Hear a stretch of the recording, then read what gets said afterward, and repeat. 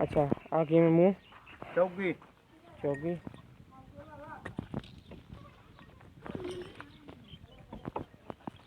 ये कितने महीने का बड़े 4.5 महीने 4.5 महीने की पक्की पक्की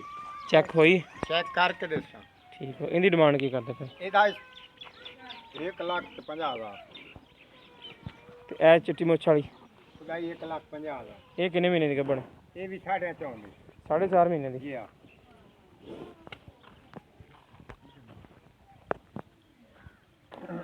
ਪਹਿਲੇ ਨੰਬਰ ਤੇ ਕਾਲੀ ਸ਼ਾਹ ਮੁਸ਼ਕੀ ਆ ਗਈ ਇਹ ਦੂਸਰੇ ਨੰਬਰ ਦੀ ਛੋਟੀ ਇਹ ਮੂੰਹ ਕਿਵੇਂ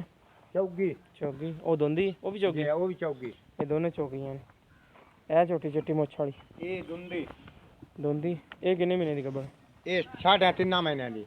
3.5 ਮਹੀਨੇ ਦੀ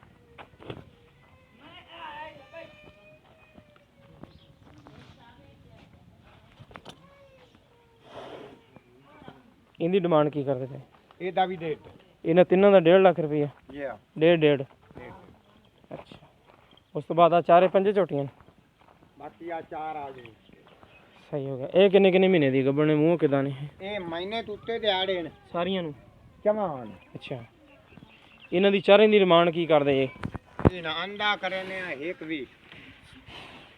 ਇੱਕ ਵੀ ਜੀ ਆ ਸਹੀ ਹੋ ਗਿਆ ਇਹ ਮੂੰਹ ਕਿਦਾਂ ਨੇ ਤੇ ਆ ਕਿਦਾਂ ਇਹ ਦੁੰਦੀਆਂ ਇੱਕ ਚੌਗੀ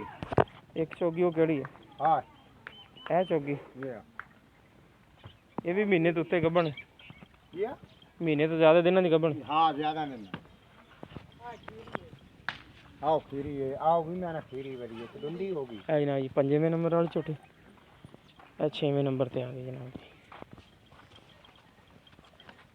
ਕਾਲੀ ਸਿਆ ਮੁਸ਼ਕੀ ਇਹ ਵੀ ਮਹੀਨੇ ਤੋਂ ਜ਼ਿਆਦਾ ਦਿਨ ਦੀ ਗੱਭਣ ਜਾਂ ਮਹੀਨੇ ਦੀ मैंने ज्यादा दिन नहीं करना